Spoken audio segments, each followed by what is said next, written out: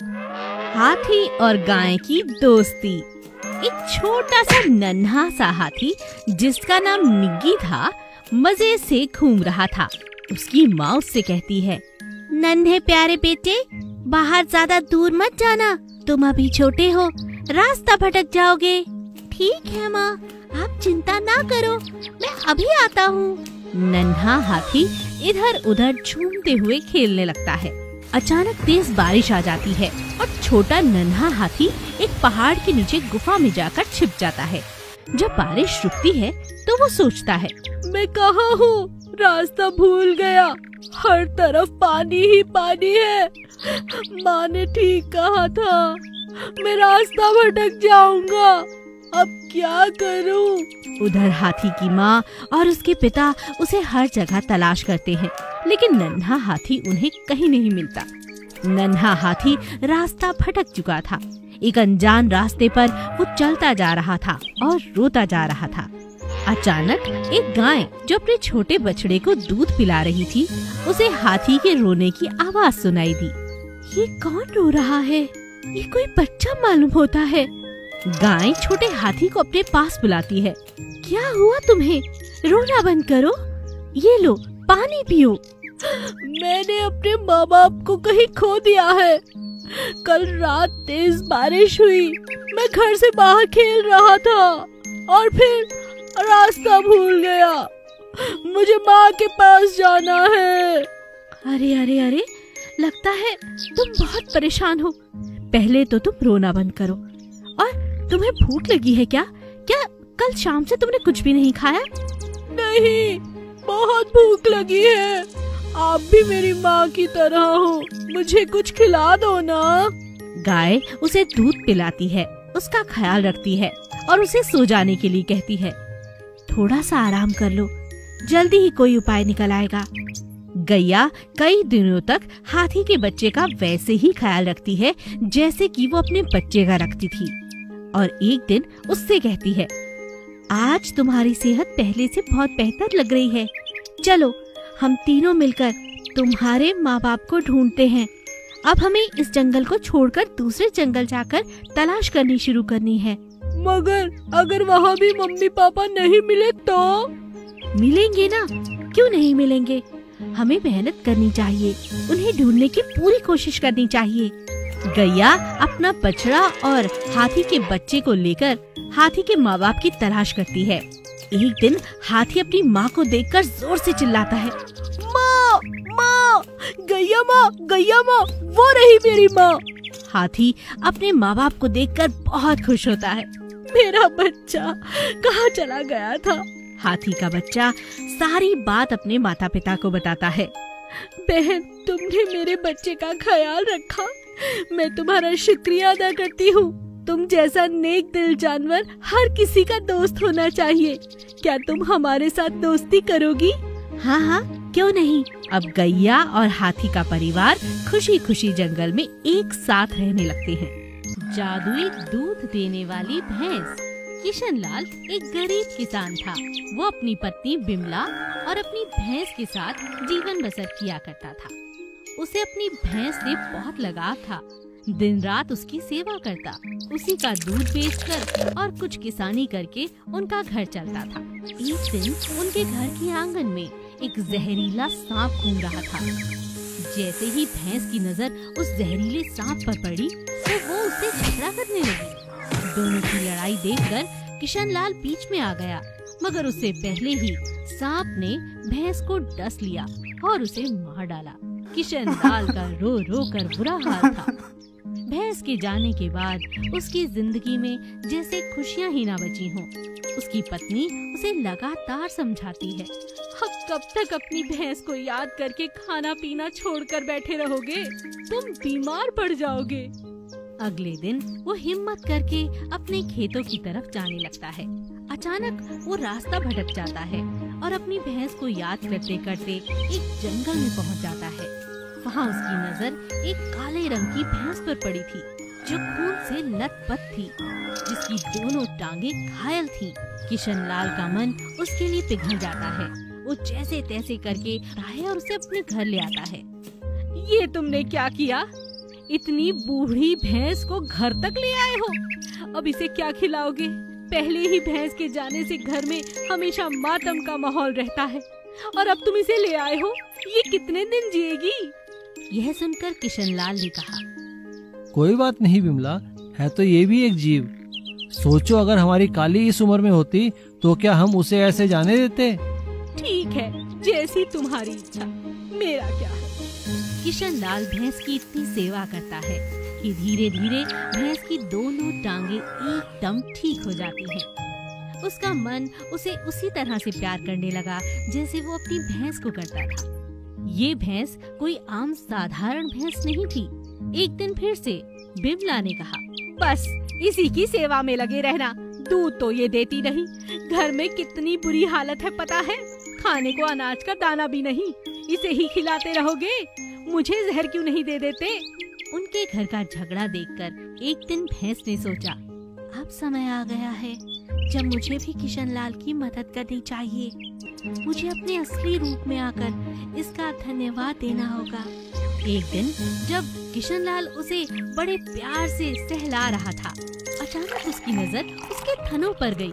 किशनलाल हैरान रह गया। थनों से लगातार दूध बह रहा था। विमला वहाँ आती है और हैरान रह जाती है, अरे इसके थनों से तो लगातार दूध बह रहा है। रुको रुको, मैं बाल्टी लेकर आती हूँ। बिमला की खुशी का ठिकाना नहीं था। दिन रात वो जितना चाहे दूध निकाल सकती थी। अब तो अपने गांव में क्या, 4 और गांव में उनका दूध जाने लगा और धीरे धीरे उनके पास इतना पैसा हो गया जिसे जमा करते करते वो थक चुके थे। उन्होंने और कई सारी भैंसें खरीदी, बड़ा घर बनाया और खुशी खुशी रहने लगे। मिट्टी की बिल्ली चंदा अपने पति के साथ कुम्हार का काम किया करती थी। पति पत्नी दोनों मिलके गर्मियों के लिए लोगों के लिए मिट्टी के घड़े बनाकर बाजार में बेचा करते थे।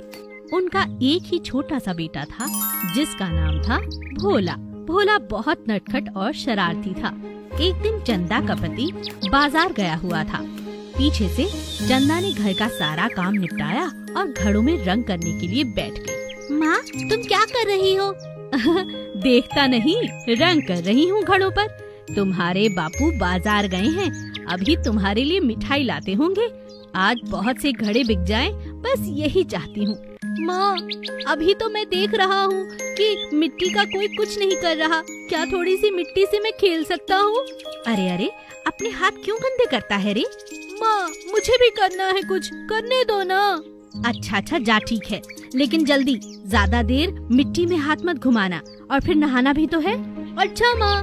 भोला गीली मिट्टी को लेकर के उसे गूंथने लगता है और बहुत प्यार से, आज मैं एक शेर बनाऊंगा, उस शेर से सब डर जाएंगे, हमारे घर में कोई चूहा नहीं रहेगा और मेरे दोस्त मेरे शेर को देखकर हैरान रह जाएंगे। भोला बहुत कोशिश करके एक छोटा सा शेर बना लेता है और भागता हुआ अपनी माँ के पास आता है। माँ माँ, देखो देखो, मैंने कितना सुंदर शेर बनाया, देखो ना। अरे ये कोई शेर है? ये तो मिट्टी की बिल्ली है, बिल्ली। शेर तो ऐसा होना चाहिए कि हर कोई डर जाए, ये तो बिल्ली लग रहा है। नहीं माँ, ये शेर है, ऐसा मत कहो ना।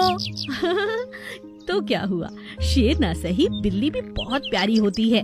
शेर के परिवार की सदस्य ही होती है बिल्ली। माँ, इनमें भी रंग कर दोगी? हाँ हाँ, क्यों नहीं, ला अपनी बिल्ली मुझे दे। भोला की माँ चंदा बिल्ली के ऊपर बहुत प्यारा सा रंग कर देती है। भोला अपनी बिल्ली को लेकर खेलने लगता है। उसे खेलता हुआ एक गरीब लड़की दूर से देखती है और बहुत खुश हो जाती है। उसकी आंखें लगातार उस बिल्ली को देख रही थी, लेकिन वो अपने मुंह से कभी कुछ नहीं कहती।